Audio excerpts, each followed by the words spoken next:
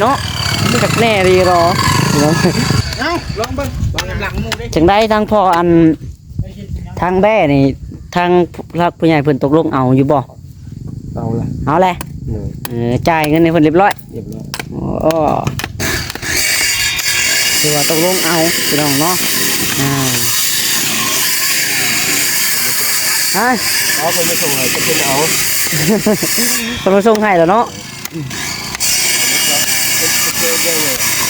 มันเป็นแบ่ตัวแม่เป็นสองเด้เฮ็ด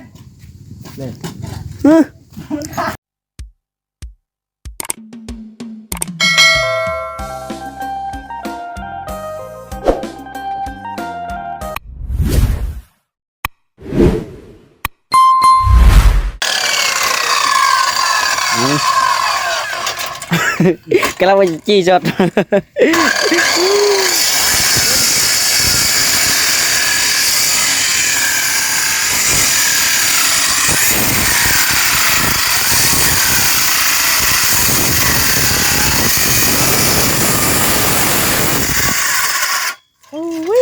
าะเยอะป้าต่อเอาสบายดีวะทรงพี่น้องเอ้ยปาดหัวเสาเทียงหน้าน้องล่าเองพี่น้องเอ้ยเนาะบรรยากาศน้ำกันพี่น้องเอ้ยตอนแรงๆเนาะเต้สบายก็จะคอยสบายดีแบบสวัสดีตอนไหนพี่น้องก็คือจะหาแทนเด็กสี่คนพี่น้องเอ้ยติดต่อกับทางน้องล่าอีกที่เก่าที่เดิมเนาะเพิ่มเติมมื้อนี้มาเบิ่งบรรยากาศน้ำกันพี่น้องเอ้ย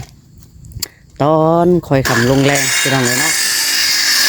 อยู่ที่ข้างเพื่อนน้องหลาพี่น้องเลยทางปากเขาอยู่นี่เลย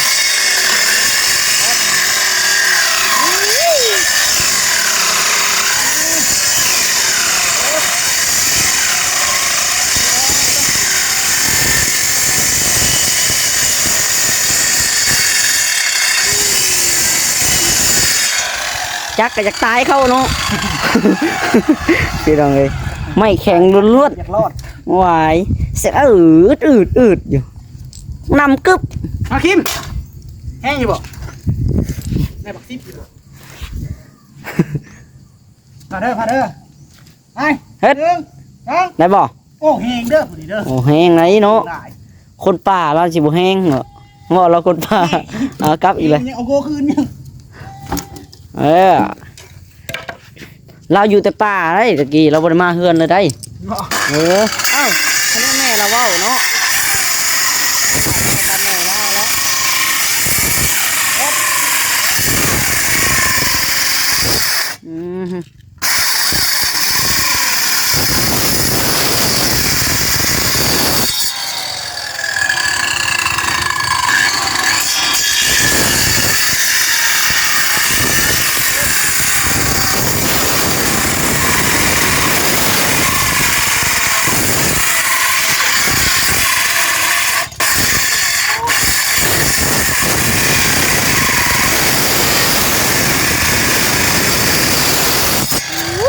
เนาะ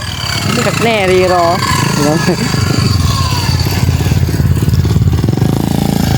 ไอ้หนุ่มทรงเซ็งนี่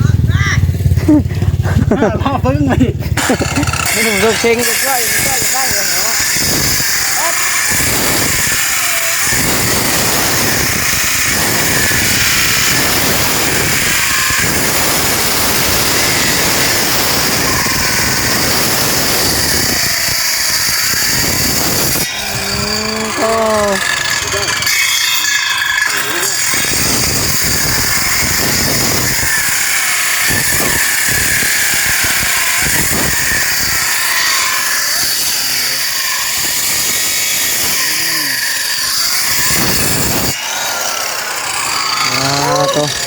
สบายดีมันจ้อย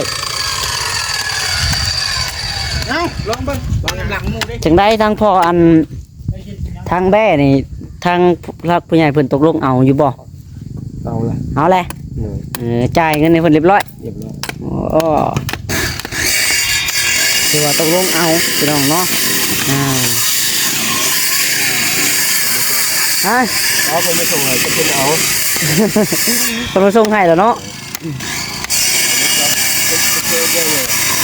มันเป็นแบ่ตัวแม่เป็นสองเด้เฮ็ด เสียงตืดหลดได้บ่เซ็ต ไปยังออก มันหนีบ ค่อยๆดึงค่อยๆเซ็ตออกวะถอดก้อนไฟอ่ะ ไอ้กลุ่มควันเลย ปอขอนตรวจเลยบ่ช่างว่า เฮ็ดบ่ โอ้ลุงจ้อยเชียวขวานชักพวกอีกอ๋อบ่ได้ยังเครื่องอีพอก็ว่าได้นั่นเชียวขวานชักพวกอีกบ่ได้ยังรุ่นนี้เอ็ดเสียงอืดเลย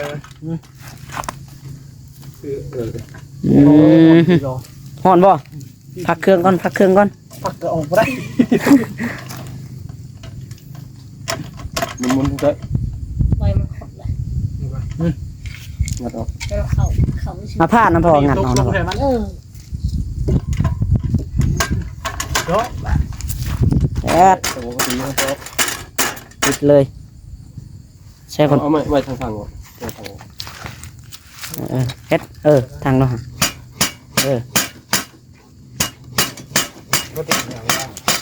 ตีปิ้งออกอยู่ ตีมันจะ ออกบ่ แล้วเขาว่าบ่ตีบ่เลย บ่ตีมาได้ ใหม่เบ็ดคือเด่นมันใหม่ น่าไม่อันนี้จริงจ่อยไม่อันที่ว่าตอกตะบูบ่จะเข้าเลยไม่เข็ง ไม่เข็งบ่ได้พอแม่นบ่ เย็นพวก อ๋อ ปาดไว้เชียวชะอะไรครับเลย รับได้เฮ็ด บ่ได้นะนี่ครับ เป็นลิงคนก่อน เป็นลิ้นควันก่อนเดี๋ยวมันนั่นสิหลุดเอาต่อบ่ฮะเอาเลยซะเอ็ด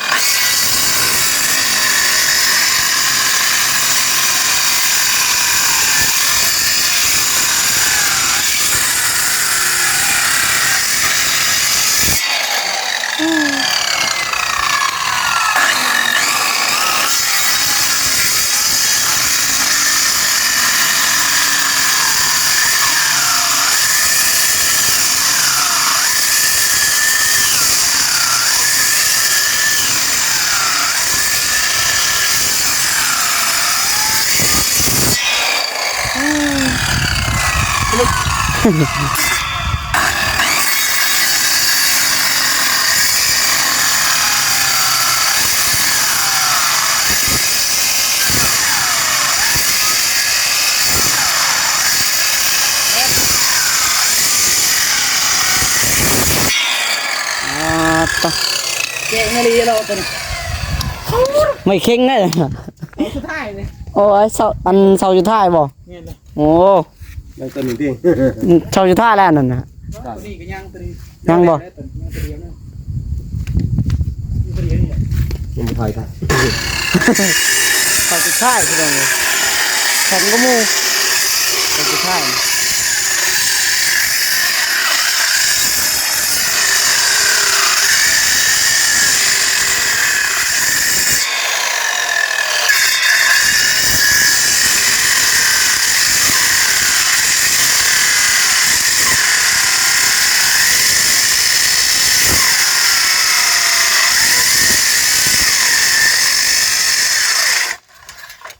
กูจับจักชื่อเขื่อย่อยจักที่ทำได้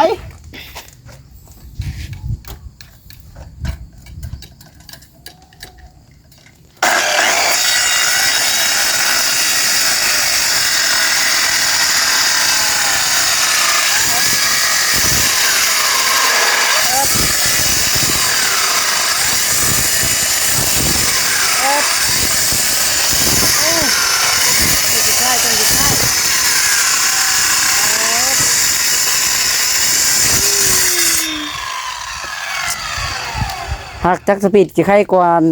จักอันตัดเฮาตัวนั้นอยู่เนาะ พวกเขา ตัวนั้นบ่เข้าเลยตัวนั้นเนาะเจอไม้แข็งดองจึงๆแล้วเนาะ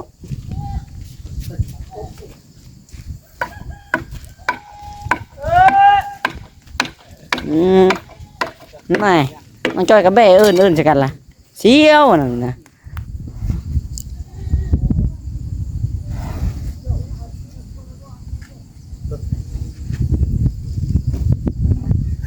จังว่า มาพี่บอก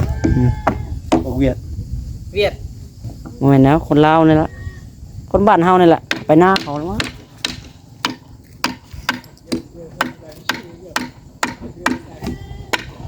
ำลังแปลงควันอยู่พี่น้องเฮ็ดริมควัน มาช่วยพี่ มาพี่น้องจุ้ย ข้าวคลิปผมมาเห็ดตุ้ยเริ่มเห็ดกินพูดนะพูด ดินทางไหน กินนะพูด ดินทางนู้น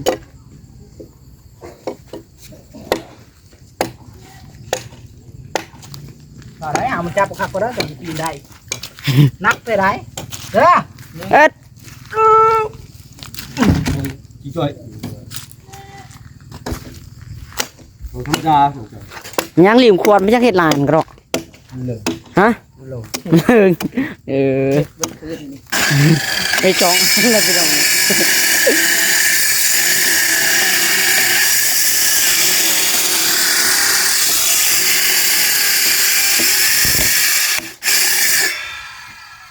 เรียวริมควันยังไม่เฮ็ดลานก็กระโดด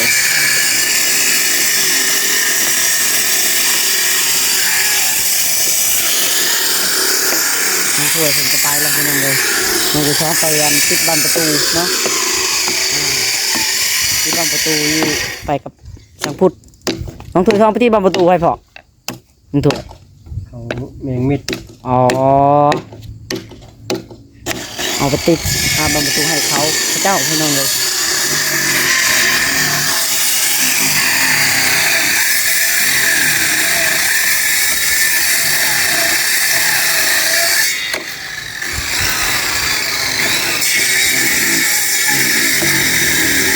จะเราก็เลิกแล้วเนาะ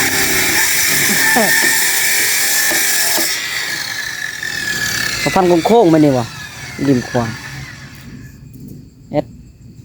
หวังว่าจะไม่เลิงจริงนะเดี๋ยว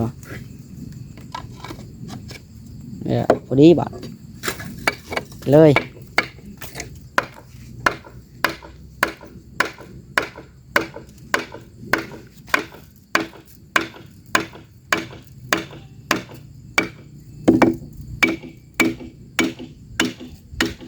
ล้มบ่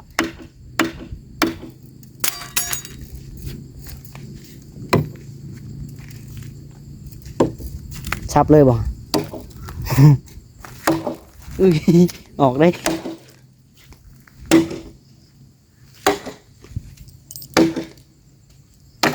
โอ้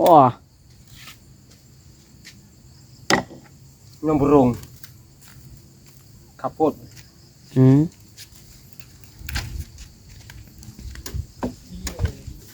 เวียกปอก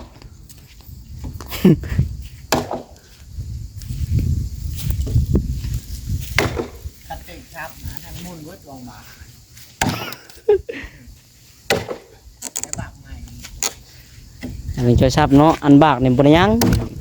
ตัวหมูบริตัดไปชับตัวหมูบริตัดนั่นแหละหนึ่งจอยพริก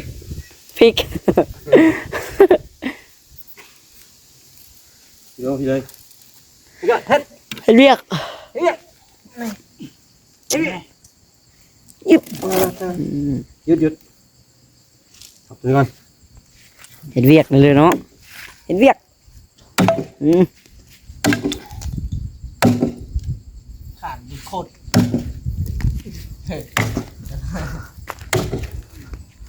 เสาเทียงพี่น้องกันเนาะ นี่ โคตรใหญ่เลยเสาเทียง คนใหญ่พวก โอ้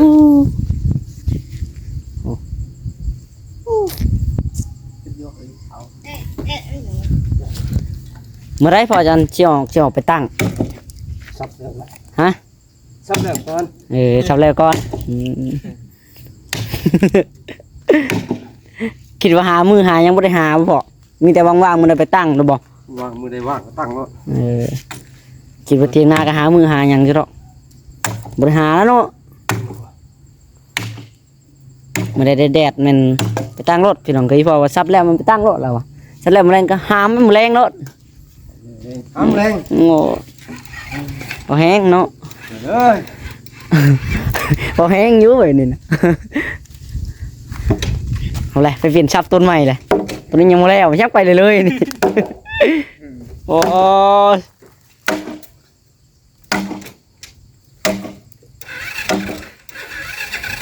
แข็ง เด้ลงเลยเป็นกะลงเท่าน้อยฮะจะคุ้งเลยควันมันเจ้าน่ะ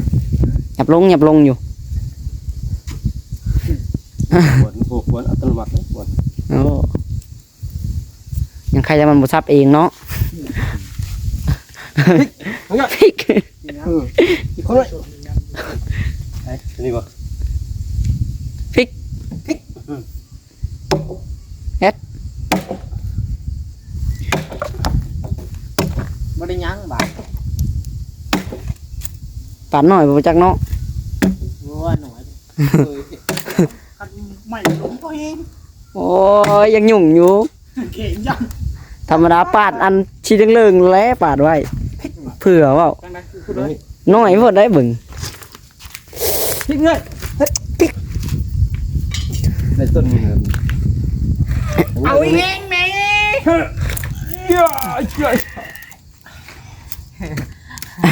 ว่ากันว่าบ่ลมก็ยักเติบอยู่เนาะบ่ชง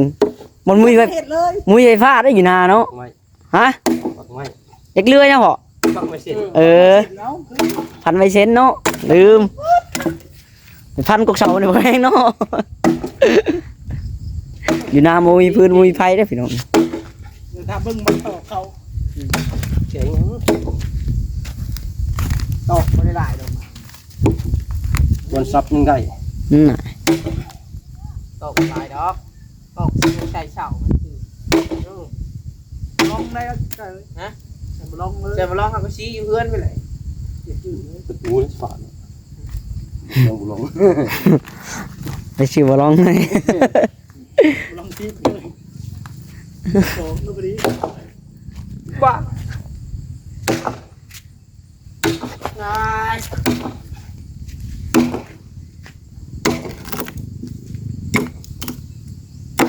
บ่ต้องใจไอ้หนุ่มส่งเสียงใหม่ค่ะ นี่เราจะโลก ได้ ตัดโอ้ยยังจอดให้มักซ้ำไอ้หนุ่มส่งเสียงพี่น้องนี่เสียงตรึนมาแล้วไอ้หนุ่มส่งเสียง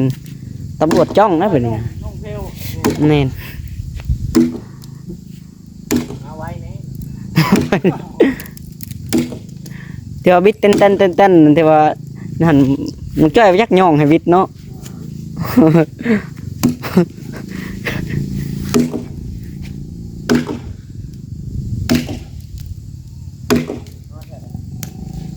อืม จังหวะนี้ จังไง เหนื่อย เมื่อย เขายังเจ็บปวดอ้าว โอ้ เพื่อนพันเจ็บถ่ายพริกไม้ช่วงต้นนึง โอ้น้องจ้อยอยากปลดรถไอ้หนุ่มส่งเสียงล่ะ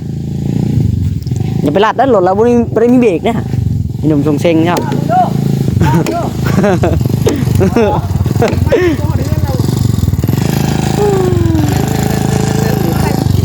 บ่ได้ยังไอ้หนุ่มส่งเสียงเนาะ รอดไป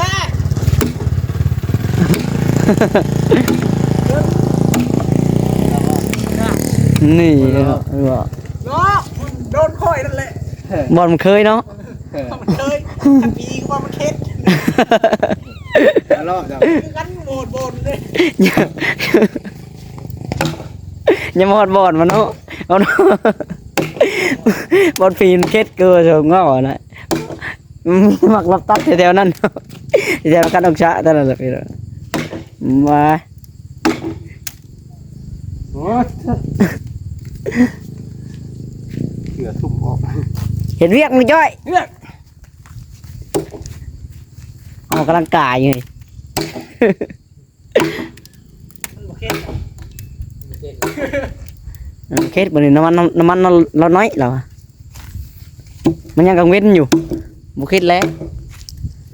มันคืนไปแล้วมันเคส โอ้โหเริ่มเคสแล้วเริ่มเคสแล้ว โบนมันเค็ด ฮอดบอล ขึ้นมาเอง ยังเคสประค้างมันเว้นอยู่เด้กำลังจะคำแต่เป็นตกดินมาแล้วเคสก็ได้ ผมเอาบอลตำรวจเจ็บคนดึงใส่กู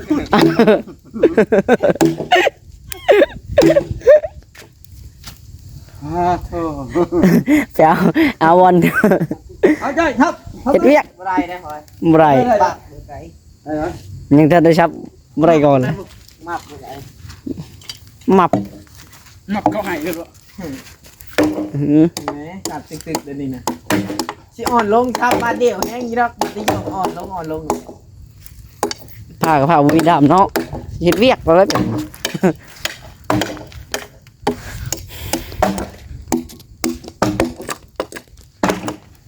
เป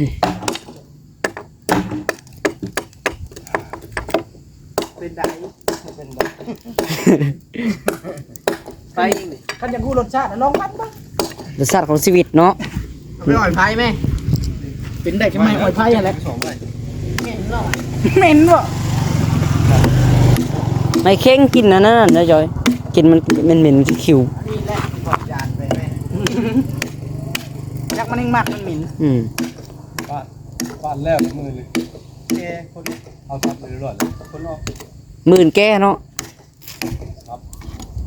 แกเลยแกเขาออกมาเลยแกใช้ออก อ๋อเทอันปูนเลยบ่บ่เออ หวานนี่เนาะ ฝั่งดินคือชีบ่อยากอยู่หรอกแบบนี้เนาะดินมันเจือนเบิดพี่น้องต้องฟังปูนขุดคุมกับขุดชีกว้างๆนี่แหล้วเนาะ โอ้โห มันจังงันสิกสบาย พริกใกล้พริก เฮ็ดเวียกเอ้าเฮ็ดเวียก คุณมา เฮ็ดเวียก คุณมาก็ เรียก